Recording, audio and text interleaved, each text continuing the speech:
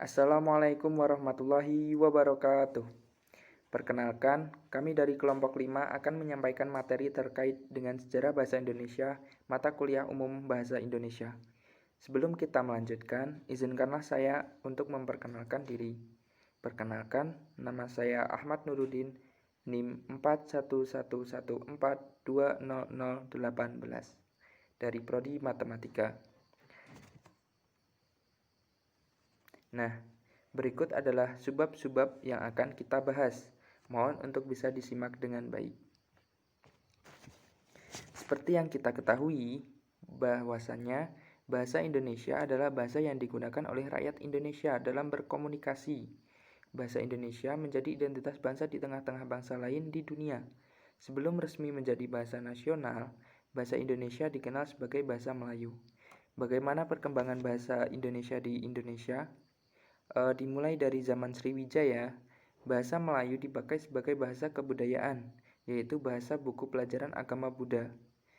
Bahasa Melayu juga dipakai sebagai bahasa perhubungan antar suku di Nusantara dan digunakan terhadap para pedagang yang datang dari luar Nusantara. Perkembangan dan pertumbuhan bahasa Melayu tampak makin jelas dari peninggalan kerajaan Islam, ada yang berupa batu bertulis maupun hasil susastra, baik seperti syair, hikayat, tajus salatin, dan bastanus salatin. Bahasa Melayu mudah menyebar ke pelosok Nusantara bersamaan dengan menyebarnya agama Islam, karena bahasa Melayu mudah diterima, sebab pada bahasa Melayu tidak mengenal tingkat tutur. Perkembangan bahasa Melayu di wilayah Nusantara mempengaruhi dan mendorong tumbuhnya rasa persaudaraan dan persatuan bangsa Indonesia.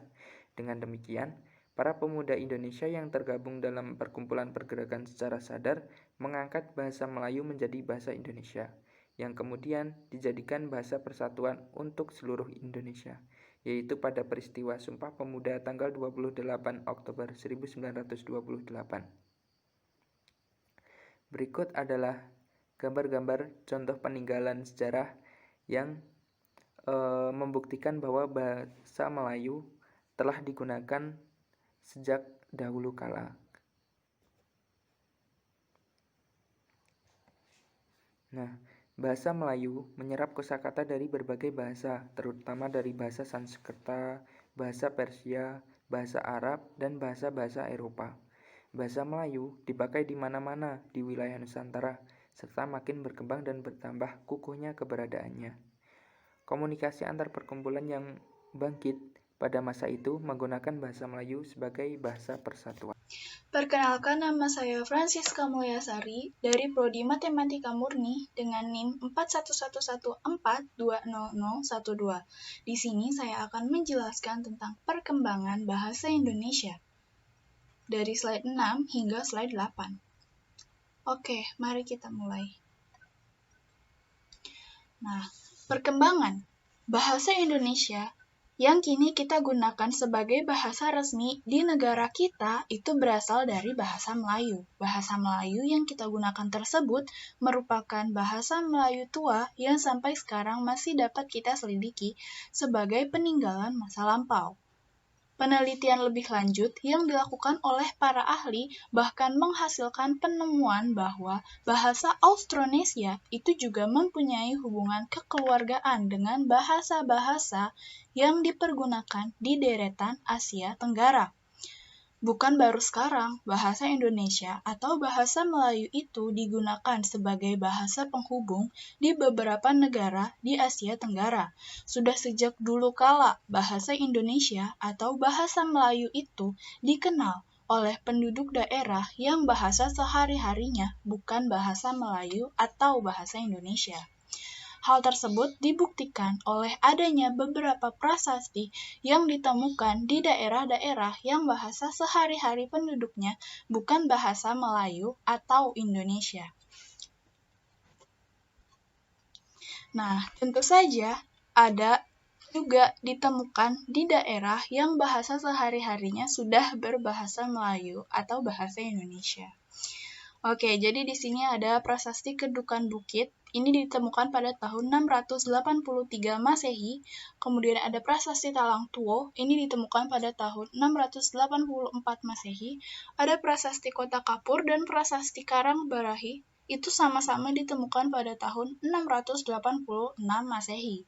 Kemudian, ketika bangsa Eropa pertama kali datang ke Indonesia, bahasa Melayu sudah mempunyai kedudukan yang luar biasa di tengah-tengah bahasa-bahasa daerah di Nusantara ini. Pijaveta yang mengikuti perjalanan Magelhaen mengelilingi dunia ketika kapalnya berlabuh di Tidore pada tahun 1521 menuliskan kata-kata Melayu. Itu merupakan bukti yang jelas bahwa bahasa Melayu yang berasal dari bagian barat Indonesia pada zaman itu pun sudah menyebar sampai ke bagian Indonesia yang berada jauh di sebelah timur. Demikian juga menurut Jan Huygens van Winschoten, pelaut Belanda yang 60 tahun kemudian berlayar ke Indonesia, mengatakan bahwa bahasa Melayu bukan saja sangat harum namanya, tetapi juga bahasa yang terhormat di antara bahasa-bahasa negeri timur. Hal tersebut dapat dibandingkan dengan orang-orang yang tidak dapat atau tidak tahu bahasa Indonesia, seperti orang yang tidak tahu dan tidak dapat berbahasa Prancis di negeri Belanda pada zaman itu. Berarti hal tersebut menunjukkan bahwa bahasa Indonesia sudah sedemikian terkenal dan terhormat pada masa itu. Bahasa Melayu mengalami perkembangan dan pertumbuhan yang sangat pesat. Bahasa Melayu menyebar ke berbagai pelosok Nusantara bersamaan dengan menyebarnya agama Islam. Ini mudah diterima oleh masyarakat dan dijadikan sebagai bahasa perhubungan antar pulau, antar suku, bahkan antar pedagang. Lama-kelamaan bahasa Melayu dipakai di wilayah Nusantara. Dalam perkembangannya, bahasa Melayu dipengaruhi budaya di Nusantara. Bahasa Melayu mulai menyerap kosakata dari berbagai bahasa, seperti bahasa Inggris, bahasa Arab, bahasa Sanskerta, bahasa Persia, dan bahasa-bahasa di Eropa. Kemudian muncul berbagai variasi dan dialek dari berbagai bahasa Melayu. Ini mendorong tumbuhnya rasa persaudaraan dan persatuan bangga Indonesia. Rasa persaudaraan ini yang menjadi inspirasi para pemuda Indonesia yang menggelar Rapat Pemuda pada tahun 1928. Peristiwa itu membuat perkembangan bangsa Indonesia dengan pesat. Sekarang bahasa Indonesia sudah dipakai oleh seluruh kalangan masyarakat. Terima kasih. Assalamualaikum warahmatullahi wabarakatuh. Nama saya Fatin Fatiyah, NIM saya 4111420004. Saya dari Prodi Matematika. Saya akan melanjutkan ke slide selanjutnya. Pada tanggal 28 Oktober 1928, bahasa Indonesia resmi menjadi bahasa persatuan atau bahasa nasional. Nama bahasa Indonesia itu sifatnya politis, karena setujuan dengan nama negara yang diidam-idamkan yaitu bangsa Indonesia. Sifat politis yang ditumbuhkan karena keinginan agar bangsa Indonesia memiliki semangat juang bersama-sama dalam memperoleh kemerdekaan, agar lebih merasa keterikatan dalam satu ikatan, yaitu satu tanah air, satu bangsa, dan satu bahasa, yang diikrarkan melalui butir-butir Sumpah Pemuda yang isinya, pertama, kami putra dan putri Indonesia mengaku bertumpah darah yang satu tanah Indonesia. Yang kedua, kami putra dan putri Indonesia mengaku berbangsa yang satu bahasa Indonesia. Kami putra dan putri Indonesia menjunjung bahasa persatuan bahasa Indonesia.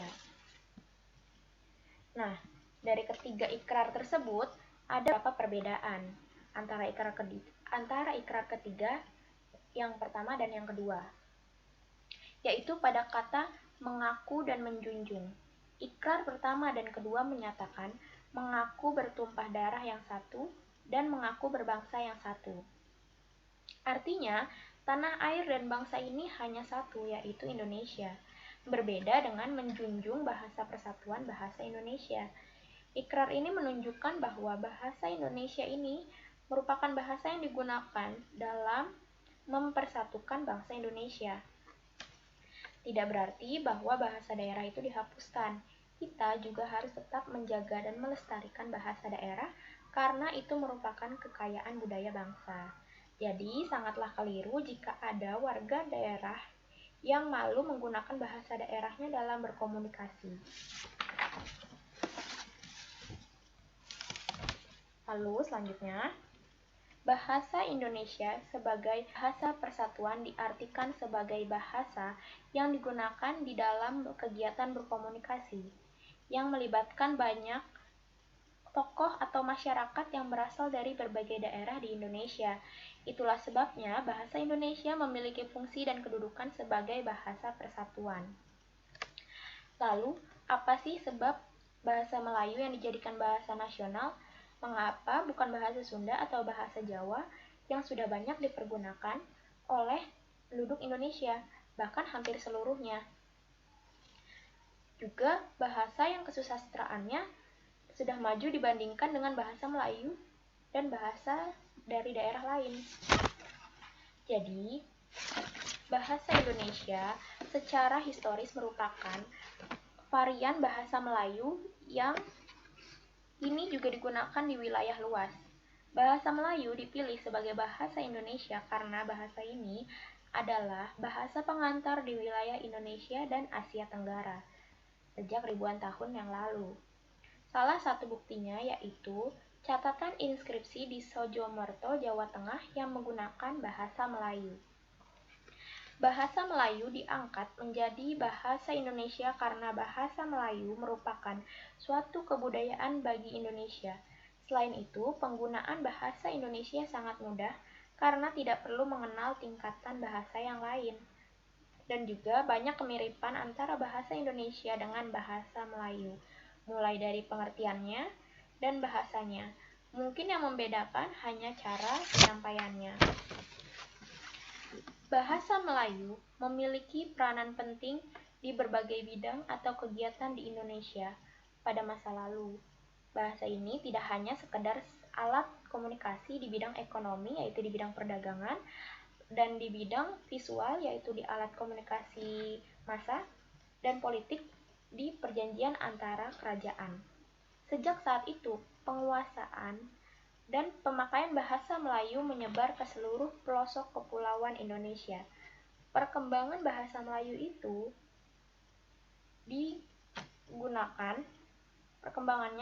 dinamakan perkembangan konseptual yang memiliki 3 bentuk. Yang pertama, perkembangan bahasa yang dipengaruhi oleh interaksi antar daerah.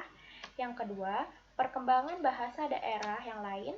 Yang ketiga, perkembangan bahasa yang diakibatkan oleh pertemuan bahasa Melayu dalam konteks yang lebih luas. Dan bahasa Melayu berkembang berdasarkan interaksi dengan lingkungan sosial yang bersinggungan antara ruang dan waktu, di mana terjadi suatu hal yang mempengaruhi penggunaan bahasa isyarat ke bahasa yang lebih komunikatif. Perkenalkan, nama saya Nurul Istianah dengan NIM 4111420006, Prodi Matematika. Di sini saya akan menjelaskan slide selanjutnya, yaitu slide 12 hingga 14 mengenai faktor-faktor yang menjadi penyebab bahasa Indonesia menjadi bahasa nasional dan perkembangan bahasa Indonesia di zaman penjajahan. Menurut Profesor Dr. Slamet Mulyono, beliau mengemukakan beberapa faktor yang menjadi penyebab mengapa bahasa Melayu dijadikan sebagai bahasa nasional. Faktor yang pertama yaitu sejarah telah membantu penyebaran bahasa Melayu. Bahasa Melayu sendiri merupakan lingua franca di Indonesia, dikenal dengan bahasa perhubungan atau bahasa perdagangan. Dengan bantuan para pedagang, bahasa Melayu disebarkan di seluruh pantai Nusantara, terutama di kota-kota pelabuhan. Faktor yang kedua yaitu bahasa Melayu mempunyai sistem yang sederhana dan mudah dipelajari. Bahasa Melayu tidak mengenal sistem tingkatan pemakaian seperti bahasa Jawa atau bahasa Bali yang mengenal perbedaan pemakaian antara bahasa yang kasar dan bahasa yang halus seperti bahasa Jawa atau bahasa Sunda. Faktor yang ketiga yaitu faktor psikologis, di mana suku bangsa Jawa dan suku bangsa Sunda telah dengan senang hati atau dengan sukarela menerima bahasa Indonesia sebagai bahasa nasional mereka. Faktor yang keempat yaitu kesanggupan bahasa itu sendiri juga menjadi salah satu faktor penentu. Jika bahasa itu tidak mempunyai kesanggupan untuk dapat dipakai menjadi bahasa kebudayaan dalam arti yang luas, tentulah bahasa itu tidak akan dapat berkembang menjadi bahasa yang sempurna, apalagi bahasa tersebut dijadikan sebagai bahasa nasional.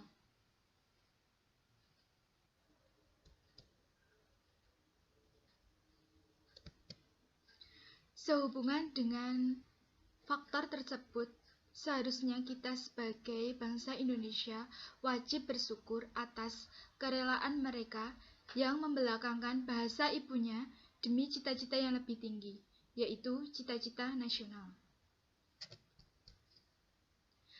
Pada peristiwa 3 bulan sebelum menjelang Sumpah Pemuda, tepatnya pada tanggal 15 Agustus 1926, Soekarno dalam pidatonya menyatakan bahwa perbedaan bahasa di antara suku bangsa Indonesia tidak akan menghalangi persatuan mereka. Akan tetapi, makin luas bahasa Melayu atau bahasa Indonesia itu tersebar, maka makin cepat kemerdekaan Indonesia akan terwujud.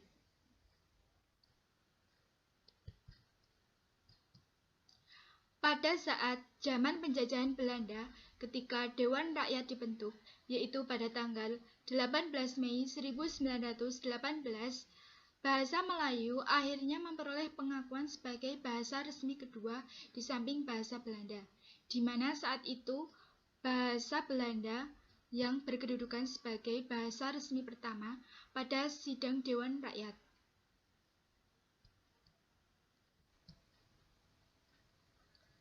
Di sisi lain, masalah bahasa resmi muncul lagi dalam Kongres Bahasa Indonesia yang pertama yang diadakan di Solo pada tahun 1938.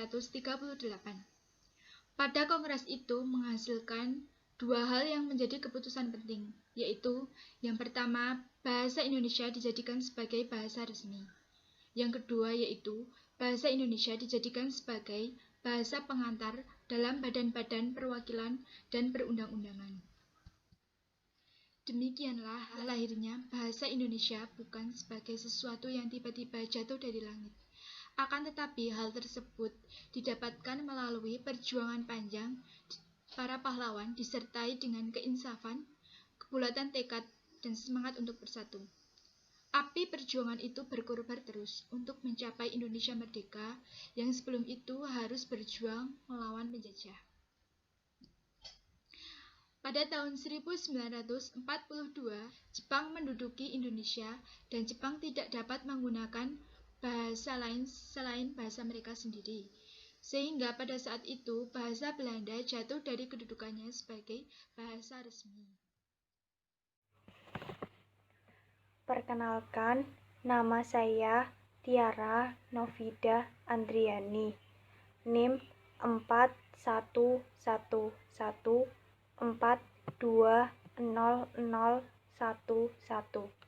Prodi Matematika. Saya akan menjelaskan slide selanjutnya, yaitu slide tentang Jepang yang sempat mengajarkan bahasa Jepang kepada bangsa Indonesia. Akan tetapi, berbalik menjadi Jepang harus mempelajari bahasa Indonesia. Setelah Belanda mengatakan menyerah, Jepang segera bertindak cepat untuk menancapkan pengaruhnya. Salah satu tujuan waktu itu adalah menghilangkan pengaruh Belanda dari orang Indonesia. Gimana caranya?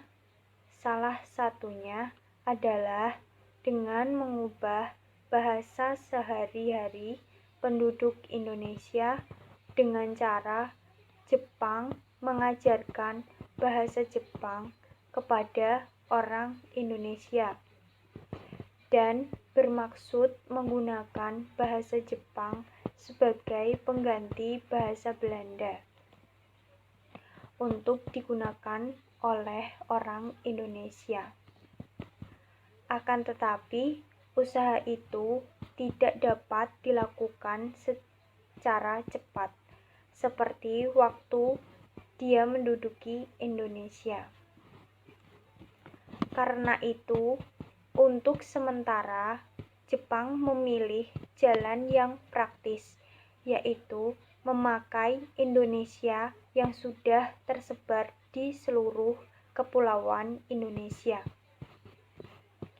Satu hal yang perlu dicatat bahwa selama zaman pendudukan Jepang 1942 sampai 1945, bahasa Indonesia dipakai sebagai bahasa pengantar di semua tingkat pendidikan.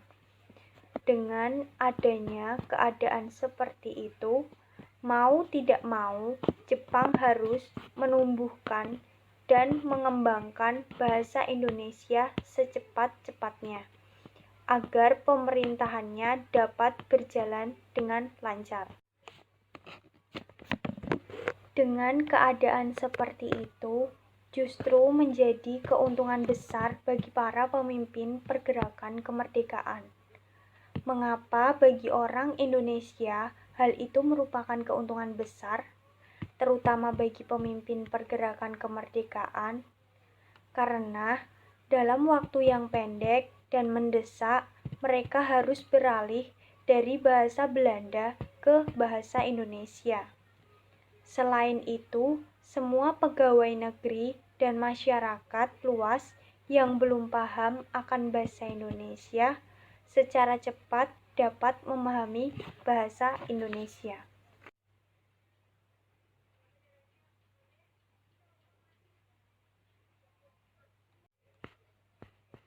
Waktu Jepang menyerah, tampak bahwa bangsa Indonesia sebagai bahasa persatuan makin kuat kedudukannya.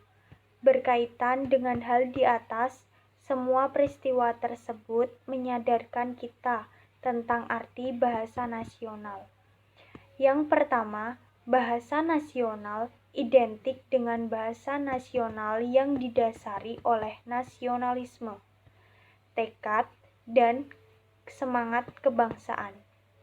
Yang kedua, bahasa nasional dapat terjadi meskipun eksistensi negara secara formal belum terwujud. Dan yang ketiga, sejarah bahasa Indonesia berjalan terus seiring dengan sejarah bangsa pemiliknya. Bahasa Indonesia maju dengan amat pesat, karena diharuskan dipakai di sekolah-sekolah, perguruan tinggi, dan dalam pergaulan sehari-hari. Perkembangan bahasa Indonesia ketika itu boleh dikatakan dipaksakan, karena dalam waktu secepat-cepatnya menjadi alat komunikasi yang dapat digunakan ke seluruh pelosok untuk semua bidang. Oke, perkenalkan, nama saya Muhammad Abdul Aziz dengan NIM 4111420007. Saya dari Prodi Matematika. Di sini saya akan menjelaskan slide selanjutnya, yaitu slide 18 sampai 20. Kedudukan. Kedudukan diartikan sebagai status relatif bahasa sebagai sistem lambang nilai budaya yang dirumuskan atas dasar nilai sosial bahasa yang bersangkutan. Sedangkan fungsi adalah nilai pemakaian bahasa yang dirumuskan sebagai tugas pemakaian bahasa itu dalam kedudukan yang diberikan kepadanya. Kedudukan bahasa Indonesia sebagai bahasa nasional dimiliki sejak diikrarkan Sumpah Pemuda pada tanggal 28 Oktober 1928.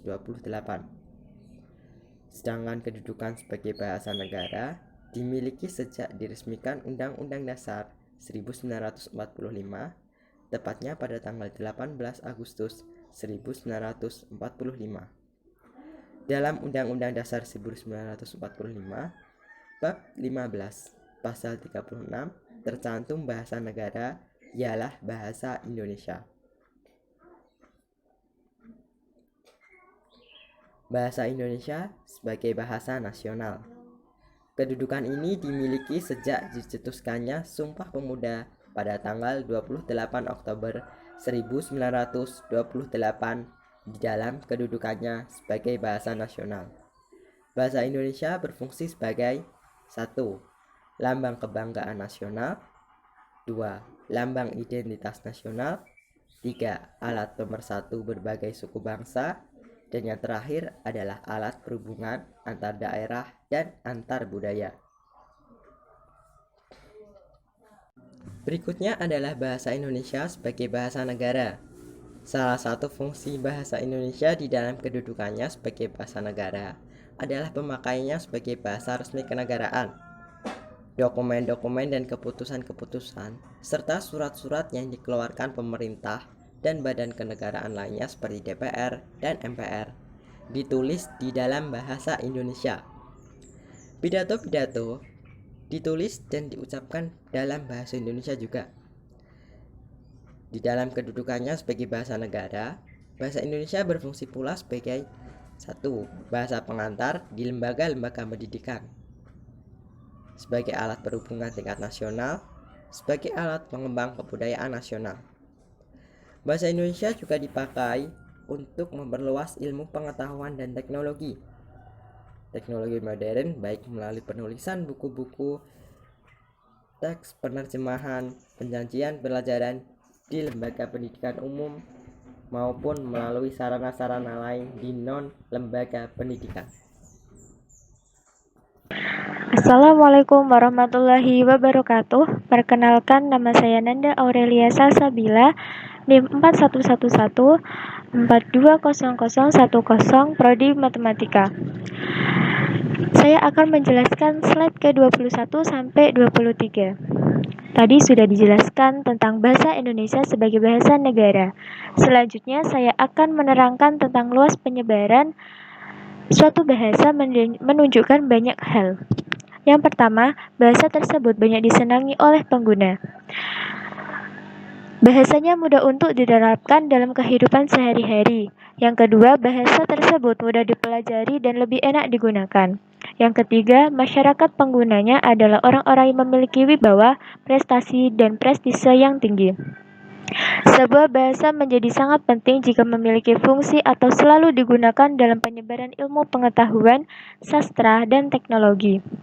Hanya orang-orang terpelajar yang selalu berusaha menambah dan mengembangkan ilmu pengetahuan, baik sastra maupun teknologi. Tidak dapat dibayangkan jika bahasa berfungsi sebagai pengembang ilmu pengetahuan yang ada. Selanjutnya, slide ke-22. A. Bahasa Indonesia dalam ilmu pengetahuan dan teknologi. Bahasa adalah kunci untuk membuka hasanah pengetahuan. Bila di dalam karya sastra terdapat pengetahuan dan nilai-nilai spiritual kultural, maka di dalam buku-buku ilmu pengetahuan terdapat ilmu pengetahuan dan teknologi dari berbagai disiplin ilmu. Hanya dengan bahasalah kita dapat menguasai ilmu tersebut. Ilmu pengetahuan di Indonesia masih tertinggal jika dibandingkan dengan di Inggris. Perkembangan bahasa Inggris seimbang dengan perkembangan ilmu pengetahuannya. Hal tersebut disebabkan buku-buku yang dipergunakan untuk memperkenalkan ilmu pengetahuan dan teknologi menggunakan bahasa Inggris. Keadaan tersebut tidak sebaik pada bahasa Indonesia. Bahasa Indonesia perkembangannya tak selaju dengan perkembangan budaya bangsanya. Oleh sebab itu, walaupun bahasa Indonesia sudah berperan sebagai alat persatuan, tetapi belum dapat berperan sebagai bahasa pengantar ilmu pengetahuan. Bagi bahasa Indonesia, sebagian besar ilmu pengetahuan masih asing. Menurut Amron Halim, kesalahan tersebut bukan disebabkan kemiskinan bahasa Indonesia, tetapi karena kekurangan bahasa Indonesia dalam hal peristilahan ilmu pengetahuan dan teknologi. Itulah sebabnya, Pusat Bahasa sampai saat ini masih melakukan upaya untuk menciptakan istilah-istilah baru dalam bidang ilmu pengetahuan dan teknologi. Usaha lain yang harus dilakukan untuk mengembangkan ilmu pengetahuan adalah dengan menerjemahkan buku-buku dalam bahasa Inggris menjadi bahasa Indonesia. Dengan penerjemahan itu, informasi ilmiah dalam bahasa Indonesia pasti akan ada kemajuan pengembangan pengetahuan yang meningkatkan mutu bahasa Indonesia sebagai bahasa pengantar ilmu pengetahuan. Dan bahasa Indonesia mampu sejajar dengan bahasa modern lain seperti bahasa Prancis, bahasa Inggris, dan juga bahasa Jerman. Selanjutnya slide ke-23. B. Bahasa Indonesia dalam kegiatan keagamaan. Seperti kita ketahui bersama, bahwa bahasa Indonesia banyak dipergunakan dalam aktivitas keagamaan sebagai alat ataupun sarana komunikasi dalam menginformasikan pesan-pesan keagamaan kepada masyarakat. Hal tersebut sudah terjadi sejak zaman dahulu. Seperti contohnya di wilayah Jawa Tengah, terdapat sebuah prasasti yang berasal dari abad ke-7 yang bernama Prasasti Canggal. Prasasti ini ditulis dengan bahasa Melayu. Di situ pasti sudah ada bahasa untuk komunikasi antar penduduk setempat, yaitu dengan menggunakan bahasa Melayu. Prasasti itu berkaitan dengan kegiatan keagamaan setelah agama Islam masuk ke wilayah Asia Tenggara. Tak dapat diragukan lagi bahwa bahasa Melayu juga ikut memegang peran penting untuk penyebaran agama ke daerah-daerah yang jauh. Demikian pula dengan bangsa Portugis, yaitu bangsa Eropa yang pertama kali datang ke Indonesia. Usaha perdagangan dan misinya dalam menyebarkan agama di Kepulauan Maluku juga menggunakan bahasa Melayu, bukan bahasa Portugis dan bukan pula bahasa setempat sebagai bahasa pengantar. Jadi tidak salah bila disimpulkan bahwa sudah sejak dulu bahasa Indonesia atau bahasa Melayu menjadi bahasa pengantar bagi penyebaran agama di wilayah Indonesia. Sekian penjelasan dari saya. Apabila ada kurang atau lebihnya saya mohon maaf. Wassalamualaikum warahmatullahi wabarakatuh. Baik, sebelumnya Assalamualaikum warahmatullahi ta'ala wabarakatuh. Perkenalkan, saya Umi Sa'adah dengan nomor induk mahasiswa 4111420013 dari Prodi Matematika.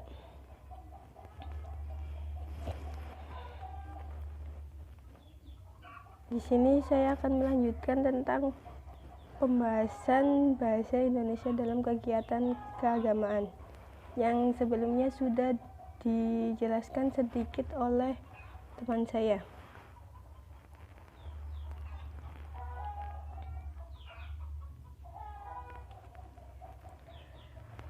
Bahasa Indonesia yang banyak dipergunakan dalam keagamaan berfungsi sebagai alat atau sarana komunikasi untuk menyampaikan pesan-pesan kepada masyarakat. Contohnya, pada sebagian masyarakat, kegiatan keagamaan tidak dapat dipisahkan dari kegiatan lainnya. Sebelum menuai padi, para petani memanjatkan puji syukur karena Tuhan telah berkenan memberikan panen yang baik. Selanjutnya, sebelum turun ke laut untuk menangkap ikan, para nelayan dalam upacara keagamaan memohon kepada Tuhan agar mereka memperoleh ikan yang banyak.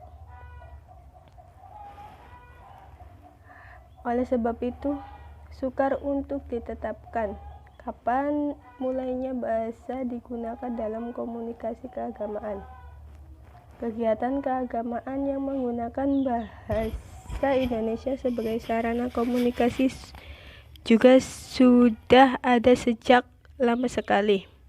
Contohnya dalam sejarah negara kerajaan maritim yaitu Sriwijaya yang beribu kota di Sumatera. Pernah menjadi pusat pengajian dan penyiaran agama. Ini terkhususnya dalam agama Buddha. Begitu pula dengan agama Islam ketika masuk ke wilayah Asia Tenggara.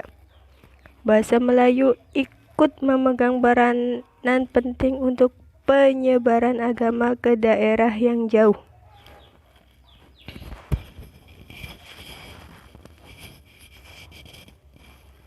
Dan di situ juga dengan demikian dalam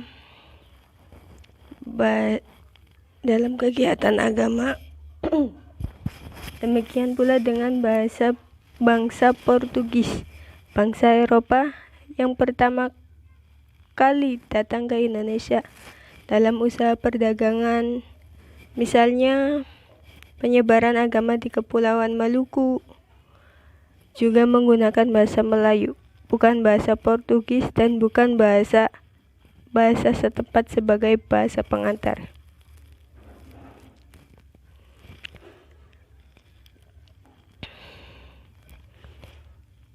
Bahasa Indonesia dapat disebutkan kegiatan keagamaan yang menggunakan bahasa Indonesia sebagai sarana komunikasi juga sudah menunjukkan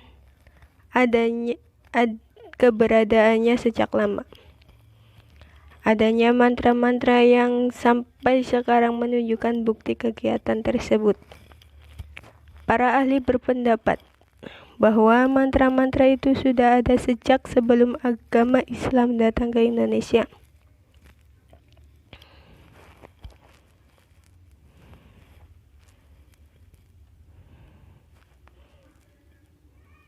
Bahkan sebelum agama Hindu dan Buddha.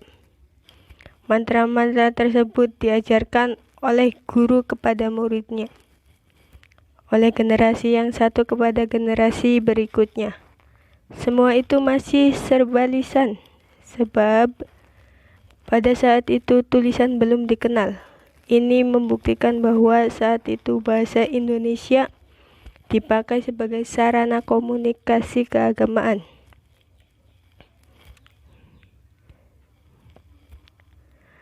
Selanjutnya juga diperkiraan pada permulaan Tarikh Masehi datanglah agama Hindu dan Buddha dari India. Di tanah aslinya bahasa yang digunakan dalam komunikasi untuk kedua agama itu ialah bahasa Sanskerta untuk agama Hindu dan bahasa Pali untuk agama Buddha. Penyebaran ke daerah lain, bantuan bahasa setempat sangatlah diperlukan. Wilayah Indonesia yang paling dekat dan paling mudah dicapai dari India adalah di sekitar Malaka.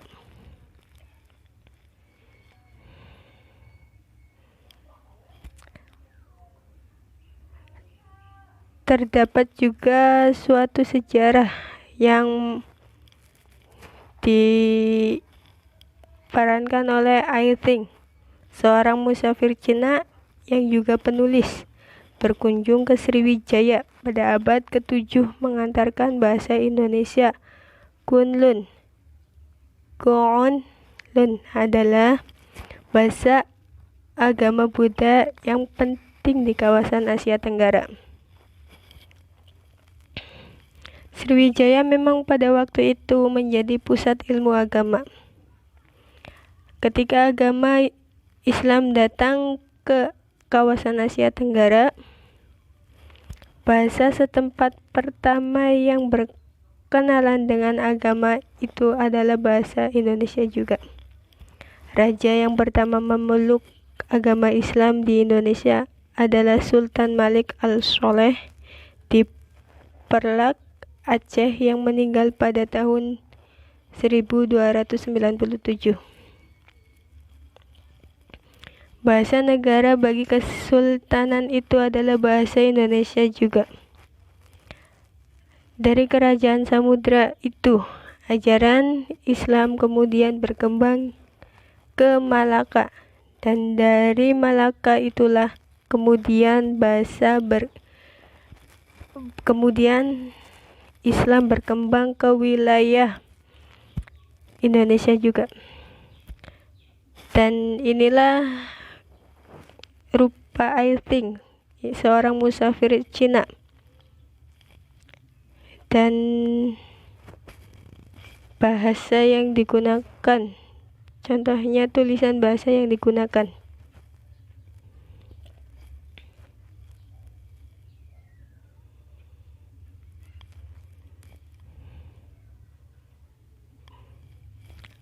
Oke, kita lanjut. Betapa pentingnya peranan bahasa Indonesia untuk sarana komunikasi keagamaan dapat dibuktikan dari perbandingan jumlah kata pinjaman dari kedua bahasa agama itu, yaitu bahasa Sanskerta dan bahasa Arab.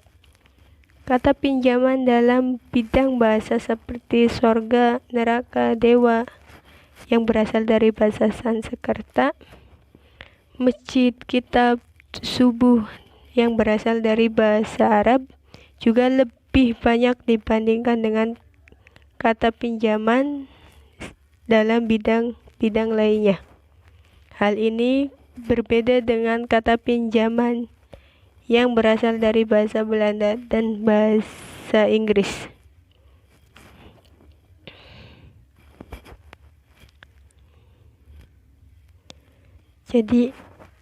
Jadi bahasa Indonesia sangat penting peranannya dalam kegiatan keagamaan.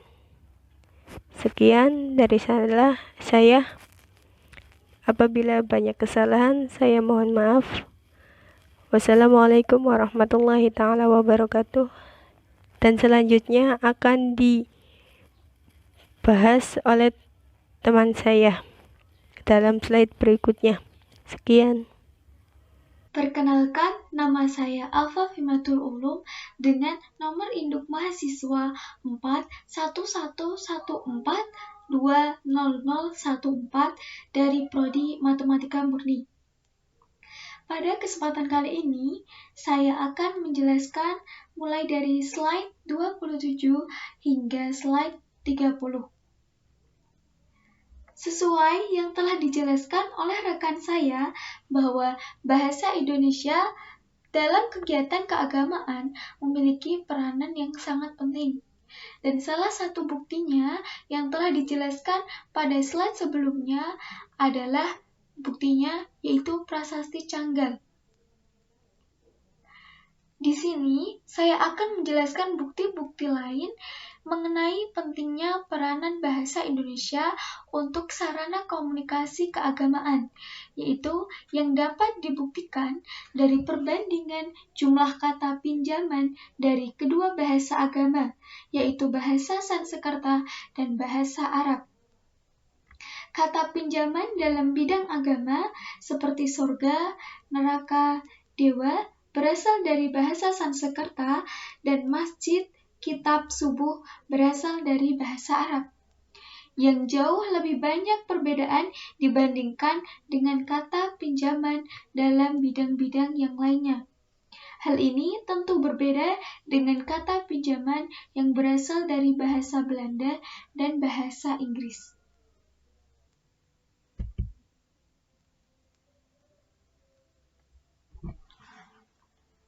Selanjutnya adalah ketika datang agama Kristen baik Katolik maupun Protestan yang dibawa oleh orang-orang Eropa ke Indonesia, bahasa Indonesia juga menjadi bahasa pembuka jalan untuk penyiaran ke wilayah Indonesia yang lainnya.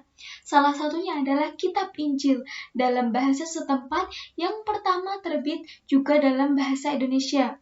Demikian juga halnya banyak tempat ibadah yang dalam waktu-waktu yang lalu hanya menyelenggarakan khotbah-khotbahnya dalam bahasa daerah atau bahasa lainnya.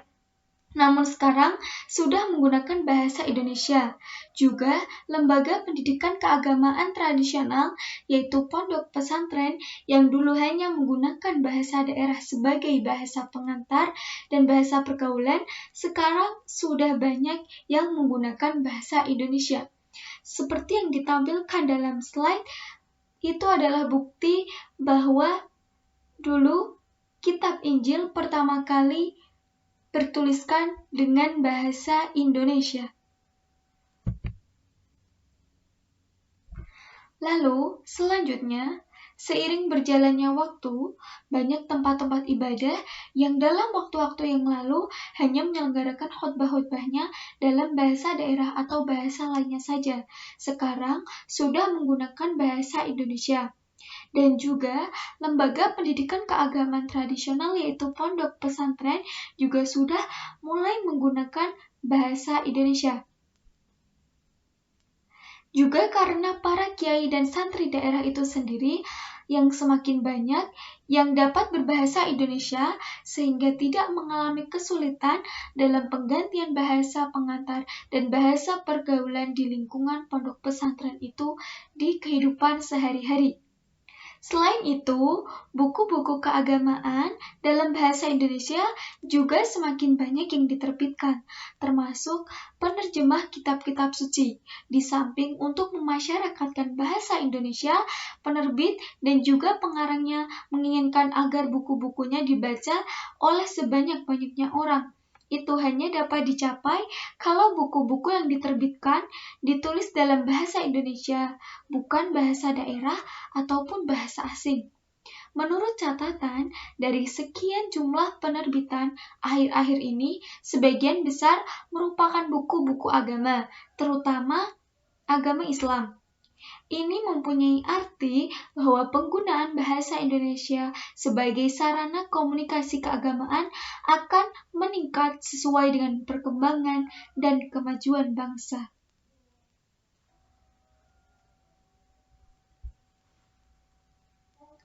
Itu yang dapat kami sampaikan, kurang lebihnya mohon maaf. Sekian dan terima kasih. Wassalamualaikum warahmatullahi wabarakatuh.